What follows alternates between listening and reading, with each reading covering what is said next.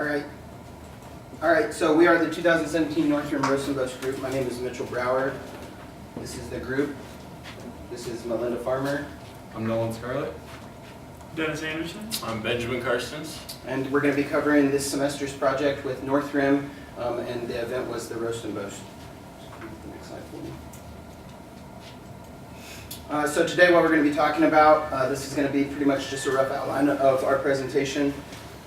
I was responsible for our weekly agenda and minutes, as well as assisting with some of the logistical efforts and the partner communications. And then we will each continue to go. Melinda's going to be speaking about the Roast and Boast. Nolan will take over the event goals and what the purpose of the event was. Dennis is going to be covering the vendors, the partners, and door prizes for the event. Ben's going to speak about what we accomplished, and then we'll all just kind of sum it up with one little tidbit of what we learned this semester while working on the project. So the next slide. So I really didn't know much about Northrim, aside that I drove past it on the Johansson occasionally to school before the semester, but hearing about it, I really wanted to take part in this project. And it's actually a pretty interesting company, and I really did learn a lot about it. So the bank is relatively new. I don't know if this was planned, but today is Northrim's birthday. December 4th, 1990 is when Northrim opened, so Happy birthday! Happy birthday! as you can see here in this picture, this is actually the first bank location that Northrim had when they opened in 1990. So the bank was started by Mark Langland and Arnold Espy.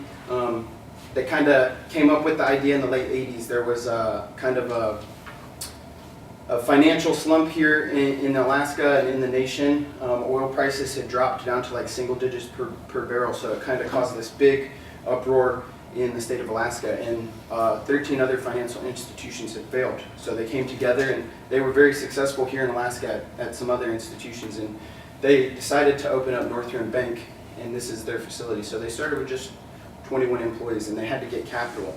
So they took all this effort, and they raised $8 million in capital, and since then they've grown to 14 locations across the state of Alaska with 14 residential mortgage locations, and the company's now worth $1.5 billion.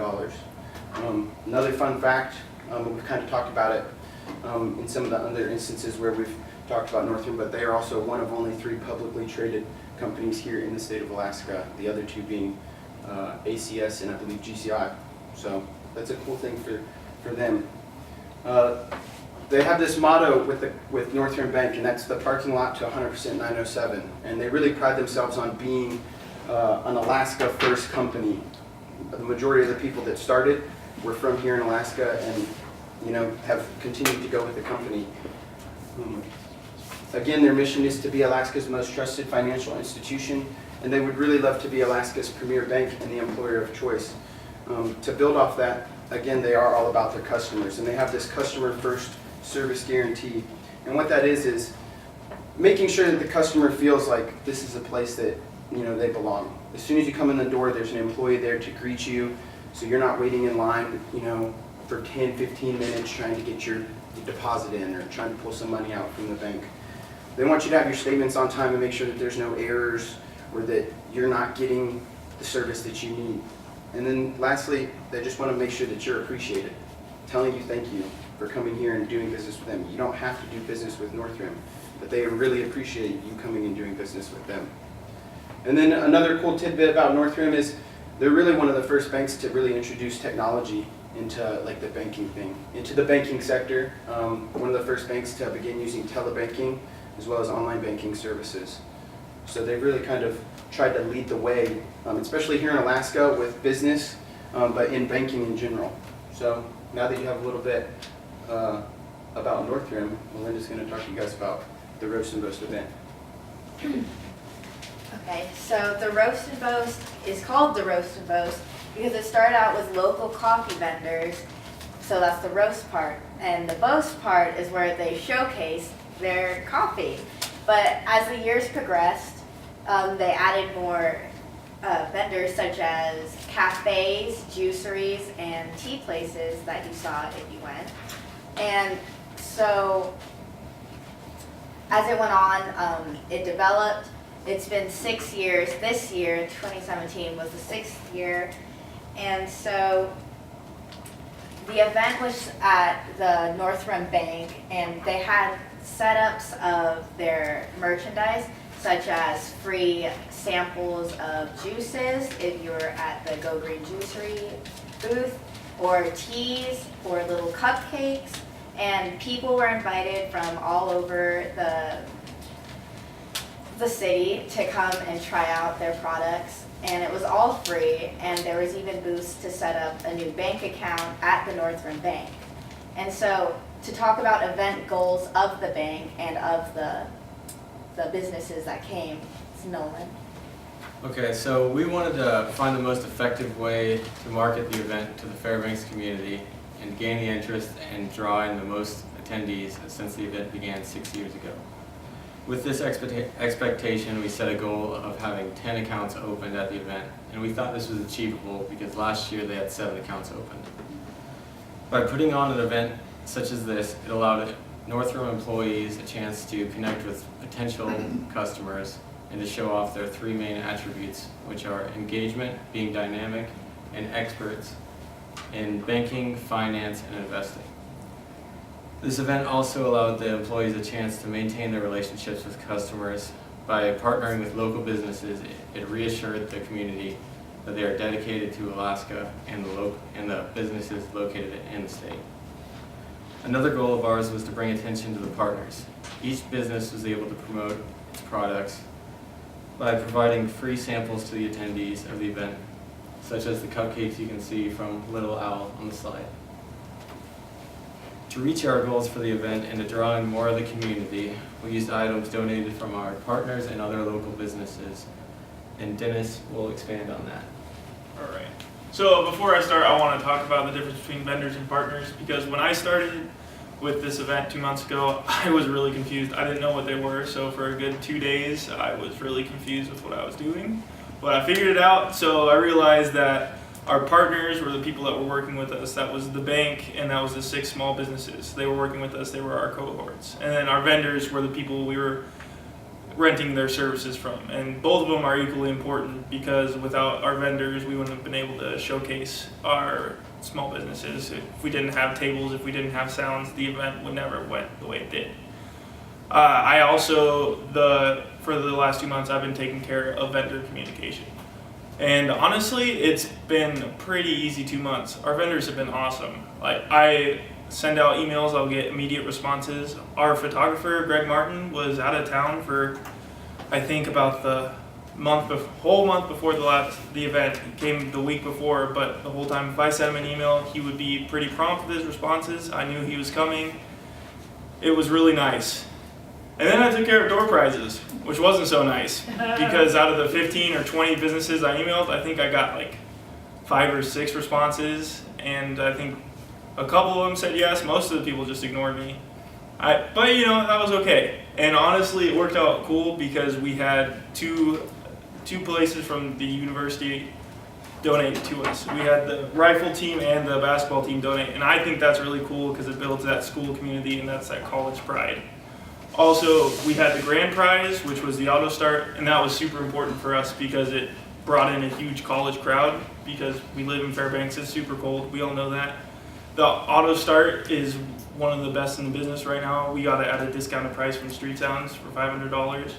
So that brought in a lot of the college crowd because they want to warm up their cars. And it helped us accomplish a lot of our goals, which Ben is going to talk about more. Yes. I'll go to the next slide there. All right, so through everything we've done, we accomplished a lot.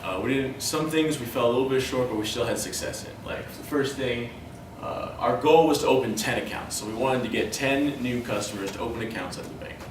Unfortunately, as you can see, we only opened 4 accounts. But that doesn't mean that we didn't succeed. That's still 4 new people that got an account at the bank. It's new business. So we aren't saying that we failed like that. We still think that's good. And everything else we were successful in. Like, we had 224 people present. That does include staff who want to come. And so, as you can see, we had like more than half of these people come within like the first 20 minutes. It was really crazy, it was really crowded, and it was a lot of fun. So we had a lot of attendance. So we created business relationships. So what's something that Northrim likes to focus on is community and kind of just keeping things local.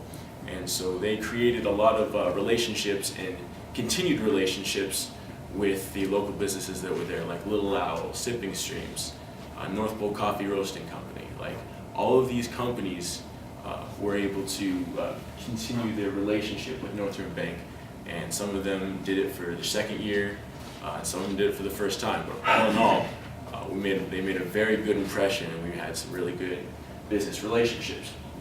New customers. We had a lot of new people come in. We did another new thing where we made a Snapchat filter, and that had never been done before. I'd never made a Snapchat filter before, and I don't think any of us have. And so it was really interesting to kind of use that, and because of that, there was like over 100 people that just saw the Snapchat because we just had it for the night of the event in the parameters of the bank and the parking lot of the bank. So the fact that we had over 100 people advertised to in that way in that short amount of time, we thought was pretty cool.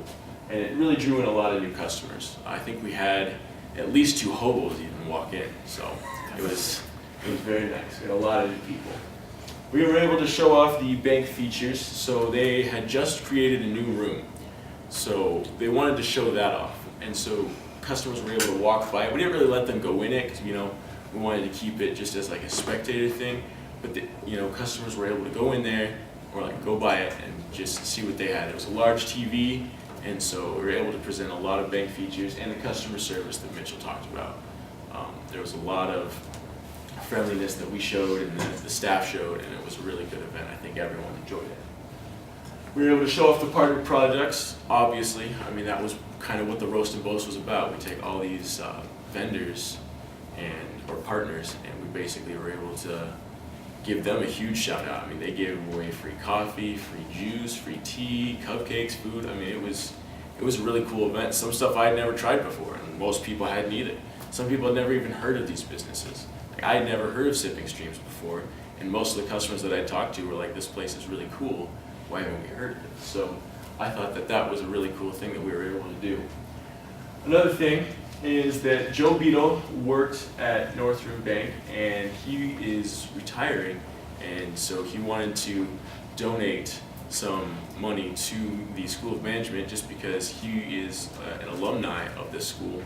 And so he gave $25,000, and then the Northrim Bank matched that 2-to-1, and so it equals $75,000. So we just wanted to say thank you to Joe Beadle and Northrim Bank for doing that. We really appreciate it, and we just want to continue this partnership, continue to do this event.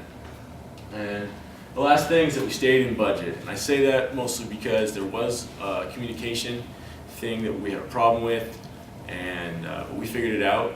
We figured it all out. It was between a vendor and the bank and me. So it was partially my fault, and I take full responsibility for that. But we were able to work through it. We were able to talk to everyone, and we stayed within budget. We were like $160 under budget. So it was perfect. So now, as you can see, we learned a lot, and we accomplished a lot. So we're just going to go through a few things that we learned through this event. So yeah, pretty much exactly what Ben just said, what we learned. We'll just go one by one. We didn't really want to each say the same thing, so we all try to come up with something different that we learned. For myself, patience, and that's not to necessarily be confused with like procrastination as patience, but patience in, as an outsider, like looking at events that have been held or hosted that I went to. I mean, you can kind of maybe sometimes think that's maybe not as hard as it looks, or I could do that. That doesn't seem that hard. I mean, and truthfully, it really isn't that hard, but there's a lot of work, and there's a lot of individuals and a lot of moving things that have to happen. And I think just being patient with that, whether you're doing an event by yourself or even if it is with a team, it's not going to always run smooth. So you have to have that patience factor in there. And that's really what I learned, just patience and teamwork with a good group. And so throughout this entire thing, a running joke between us has been that I've learned SWOT analysis. And so they did actually teach me SWOT analysis, which is a big part of the class. But we had to meet up so often and we'd study together that it was just fun. Like learning about each of them and becoming closer friends. Because we had to see each other for class, and then we had at least like 3 or 4 meetings each week, and we'd spend hours together. And so it was just nice learning about each of them and then having them help me with the class. So I learned more about professional communication, whether it was through email or face-to-face interaction, and that will help me as I move forward into the business industry. Yeah, I just learned a lot about logistical management. Like I said, I didn't know the difference between a vendor and a partner when I first started. So it's been a really awesome event for me because I got to learn about the moving parts and how something like this works, and it's taught me a lot. And I honestly just learned a lot of the lingo that they use at the bank and in the business world. Like, I didn't even know what an invoice was. So at the beginning of this whole thing, they were talking about invoices, and I had no idea what that meant. And so like I just kind of like brushed it aside. Like, I'll learn it eventually. Like, maybe they'll explain it. Never really happened. So I eventually asked, and so I learned that it's like a receipt that a company will send to the bank, and the bank will pay them later through accounts and stuff. So, but I didn't know that, and so it was just cool to learn a lot of the different language that people use within business. So, overall, this was a really great event, and we really enjoyed it. We had a lot of fun. I think this is probably the best group project that a lot of us have been a part of, and we really appreciate Northrim Bank for allowing us to do this and allowing us to participate in real-world events. So, yeah, thank you. And does anybody have any questions?